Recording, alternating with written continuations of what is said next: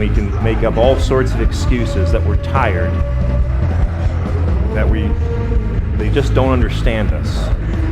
They don't know my life. They don't know what I've been through. The thing is, at the end of the day, I don't know your story. I don't know what you've been through. But your problem is not that. Your problem actually is that you don't understand what Jesus went through. You will never know what it means to be blasphemed, ever. You might know mistreatment. You might know scorn. You might know revulsion. Yes, but you will never know blasphemy. So notice what they say. Their first question is this: if you are the Christ, tell us. And there's this sort of feigned piety behind that. If you're the Christ, tell us, because we want to know so we can work with you, so we can accept you, so we can do this. But what they're actually looking for is an opportunity to say, see, this guy is blaspheming. They're not interested in knowing whether he actually is the Christ. They want to trap him in what he's saying. So they ask, are you the Christ? And then he says what I think is probably the most terrifying sentence in all of the Bible. This is what I think is the most terrifying thing that one could possibly hear. Jesus says this: if I tell you, you will not believe.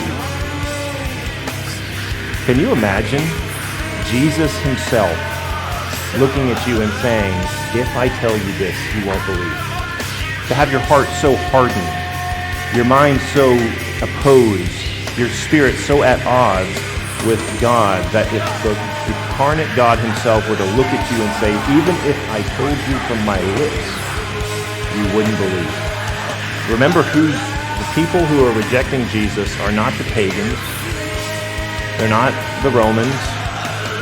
They're the religious leaders. They're the chief priests and the scribes. And we can talk all about people still who reject and blaspheme Christ all around the world.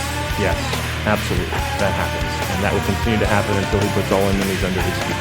But you can reject him too. You can be that person who comes to church, who hears the words of Christ every Sunday and still doesn't believe. Is that who you want to be? To be the people who have the oracles of God, who have the covenants of promise, who hear the good news preached every Sunday, at the end of the day still don't believe. Whether it's by your life, you confess him with your mouth, but you reject him. You say, I go to church on Sunday, but I kind of do my own thing Monday through Saturday. Or, yeah, I really love Jesus. I know he'd have me do this, but that's too hard. I'm not going to do that. You're rejecting him when you do that.